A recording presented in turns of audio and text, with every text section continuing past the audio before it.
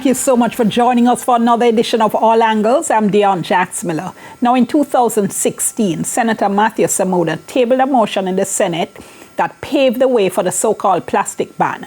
On January 1, 2019, the first phase of the ban came into effect, and the government banned plastic bags that were 24 inches by 24 inches. That's what we call scandal bags or ladder bags if you live in Montego Bay. Also plastic straws and the importation of styrofoam. 1 year later, January 1, 2020, government banned the local manufacture, distribution and use of expanded polystyrene foam products in the food and drink industry. Now, since then, we've seen an explosion in the single-use plastic boxes. You know, when you buy cooked food, the plastic boxes you're now getting your food in that you throw away when you're finished, well, those are to be banned. That was to have come into effect on June 1. This year, 2024, it's been pushed back by a few weeks to July 1. So where are we now and how has the ban gone overall? Is it working? We're going to be hearing from Donovan Wignall. He's president of the Micro, Small and Medium-Sized Enterprise Alliance. He'll be joining us on Zoom. In studio with me, we have climate advocate Dana Lynn Swaby, as well as environmental activist Adrian Watson. First, though, I went to speak with Senator Samuda to get his assessment.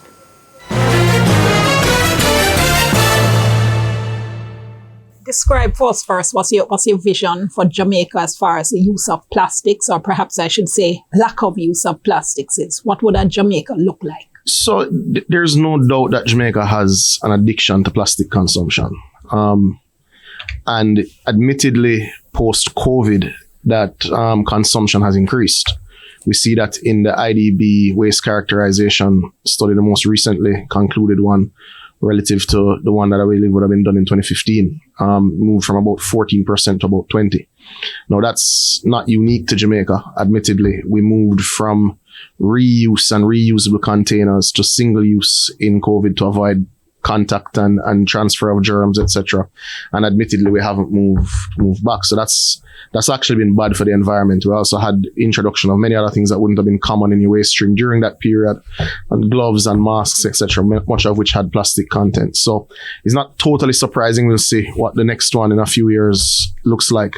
But we have increased our consumption of plastic, and that is contrary to the articulated policy ambitions, and I think all well-thinking Jamaicans' policy ambitions.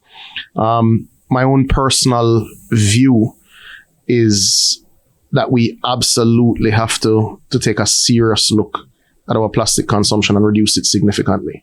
And all plastics aren't created equally, right?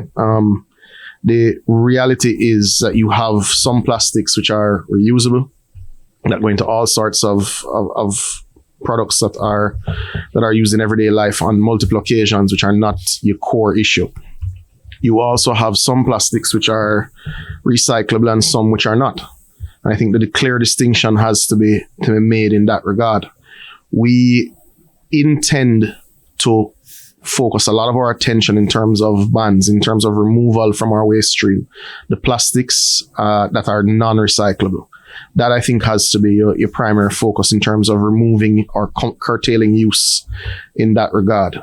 And in parallel, you have to have a robust recycling program that meets the best standards in the world. Some Eastern European and Nordic nations have gotten in the range of 50 to 70% in terms of their own recycling efforts. We are firmly of the belief that we will be able to get to 70% over the next 2 to 3 years. 2 to 3 years? Yes. Because I read that right now we're at somewhere around 20%. No, we are actually at 35%. The most recent numbers out of RPJ, and we do work with them with NSWMA and NEPA, etc. Recycling partners of Jamaica. They're at a 35% recovery rate, meaning the corporate structure of that body, they have actual open declaration in terms of the volume of bottles blown from your bottle manufacturers in Jamaica, which makes up the vast, 90% of your consumption is actually locally produced in terms of your beverages in PET bottles. So we do have between customs and between the bottle producers some very clear numbers in terms of what is produced. When you look at the volume and the weight that would have been processed and compressed and shipped, and we're able to cross-reference and cross-check with customs. We're at about 35%. How do you get us to 70% in 2 years? So that's through policy, that's through public education, and that's through investment. Firstly, on the policy side, the Prime Minister did in his budget debate, you'll recall, said that this year we will start the separation of waste at government buildings. And many of our government buildings are some of your higher trafficked areas. That will, we believe, start a major process, kickstart, persons being a lot more conscious of it, that yes, you do separate your waste in these spaces. Meaning we'll have a plastic bin for plastics, bin for paper. And everything else, organic and otherwise. So that's the intention, and we're working around the clock to make that a reality this calendar year, not even budget year. So that's in progress. That's one such policy. We've already said that if we hadn't seen the sort of numbers that we've seen out of RPJ, the government had indicated very clearly that it was prepared to legislate. The policy work and drafts are in progress related to a deposit refund scheme. If you get stagnant between 35 and 50% and the market no longer responds to encouragement, then you would have to legislate in that manner, which would see a legislated deposit refund scheme similar to what Kenya is looking at and what Norway has actively in their space. So that's one option available to you.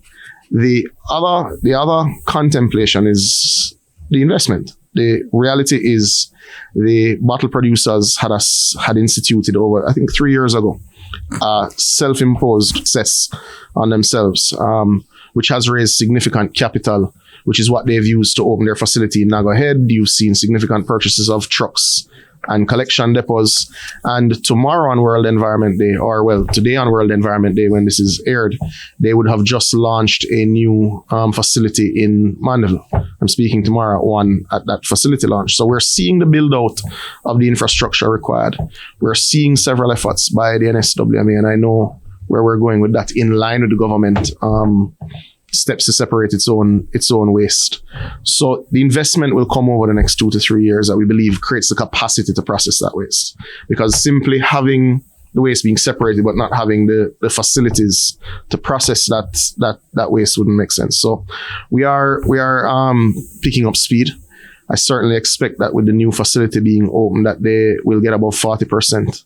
With the government's help come September. Certainly imagine all schools separating waste, that sort of thing. Let's look though at the first phases of the ban, because there was a ban on single-use plastic bags, which started in 2019. Straws were banned, the juice box straws, styrofoam was banned as well, but there are mixed reviews as to how effective that has been. So one of the major criticisms, for instance, has been about the single-use plastic bag ban. What we've seen is companies and certainly vendors and so on now using bags that are larger than the size that had been banned. So it was 24 by 24, 24 inches by 24 inches Sure. that had been banned. And we've apparently seen companies now using bags larger than that. So they're legally not inside the ban. But the problem is you still have the bags going out there. Was the ban too specific? For a first phase, I don't believe so. You have about 800,000 tons of waste annually, of which plastic bags at that time was estimated to have been just under 1%, right? We have seen several metrics that tell us that it was successful. One is of your 17,000 points of sale, several thousand of them only serve with paper options at this juncture. The other metric that we have used is the very data from JET as it relates to Coastal Cleanup Day, which has expressly stated that there is a significant reduction in plastic bags at beach cleanups, not just on Coastal Cleanup Day, but in other exercises that they run. And the third metric would be the waste characterization study from IDB, which also speaks to the reduction. So there is a numeric reduction in weight of plastic waste from plastic bags. So there has been a significant reduction on plastic bags. But if the idea was to get rid of the bags, that hasn't happened. They're all over the streets. No, but we've reduced significantly. The reality is every single policy, and I'll come to it on the styrofoam side of it in terms of why we're looking at plastic lunch boxes, every single policy and piece of legislation goes through review on an iterative basis, and you determine if there are policy gaps, you close those gaps. Our view is that at this stage, with the significant reduction that you have experienced in plastic bags in this space, that it has been successful. Obviously, we'll continue to review, and if a size change needs to happen, if specifics related to food packaging needs to change, you'll review that. Sorry, say your figures again for me. What you're deeming success? The 2015 studies, if I recall properly, had about 800,000 tons of waste that was generated by Jamaicans. Population, I'm not aware of any major population shifts in that nine-year period. Assuming the similar volume, we know that we have seen significant reductions in what would have been just about 1% of total waste volumes found in that study. That's evidenced from the most recent IDB waste characterization study. That's evidenced from the jet figures. That's evidence just from what we're seeing in the trade. So no plans right now, though, to expand. No. So there are a few elements. There are some enforcement gaps with plastic bags. So though over 40 persons and being store owners, etc., have been charged and brought before the courts for breaches of the ban, we believe that with the coming changes in fines and structures under the NRCA Act, that enforcement will be a significant deterrent for those who would contemplate breaching the ban. So there is also, I believe, need for another round of public education. There was significant effort and investment made in that at that time. I think reminding people also that this is not legal is also part of what has to be looked at. Now, there is a third element, which I think we're going to have to work very closely with Bureau of Standards to make the robust testing of some of these materials that claim to be other materials other than plastic, that look like plastic, be certified as such. We do some testing, but I believe it needs to be on a far wider scale, because you'll go somewhere and somebody says, no man, this isn't plastic, and it certainly feels like plastic to me and my layman's eyes. But I think we will have to expand the testing capacity, because some of what and in two cases where I was certain just that it couldn't possibly be anything but plastic has proven incorrect, because I did carry it in for testing myself. So I think we also need to develop a labeling system also to confirm to citizens. What was it if not plastic? It was some other resin, some fiber resin that was not banned, wasn't plastic, and was biodegradable. That's actually biodegradable. Right. That was as per the biodegradability standards that Bureau of Standards has published, I believe, for some 2 years now. We were the first in the Caribbean to publish standards for biodegradability. The concerns that a lot of consumers and certain vendors have is that they have no practical alternatives. They say they're selling, vendors interviewed downtown, for instance, said they're selling on the streets, they're selling food, they're selling clothes and so on. They say they have to use plastic. There are no viable alternatives. That's not so, because plastic isn't a 100-year use. We used other things for a long time. If we look at the plastic consumption in Jamaica, it wasn't a 1980s problem. It's a problem that emerged very heavily in the 1990s. All of our areas and our markets were very much open before there was a plastic problem. So that's not so.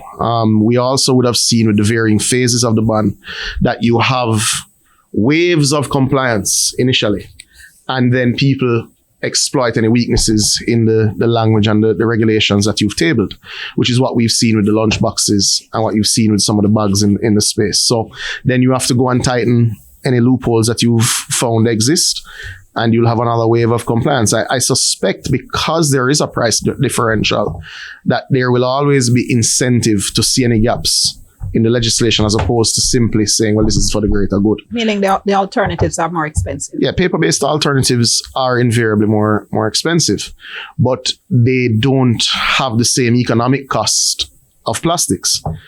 UNEP has the biodegradability of plastic estimated at approximately 450 years. Jamaica does not simply have the capacity to store and process plastic for 450 years.